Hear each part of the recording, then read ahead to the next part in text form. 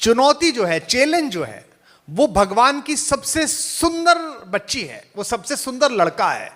और भगवान अपनी संतान का हाथ किसी अच्छे आदमी के, अच्छी लड़की के हाथ में देते हैं।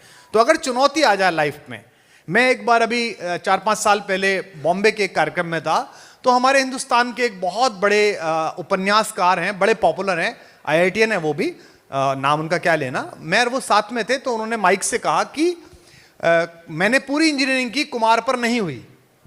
तो मैंने उनसे कहा जो बात तेरे 4 साल में समझ में आई वो मेरे 6 महीने में समझ में आ गई, कि मेरे को इंजीनियर नहीं बनना और तेरे को भी नहीं बनना था, तू भी कभी लेखक बना, मैं कभी बना। तो अगर कभी मन में ये आए कि यहां ये बात अटक गई, ये बात नहीं हुई, कोई भी लक्ष्य तुम्हारे जीवन से बड़ा नहीं है। सबसे बड़ी चीज तुम्हारी खुद की जिंदगी है, सबसे पहली चीज तुम्हारी जिंदगी।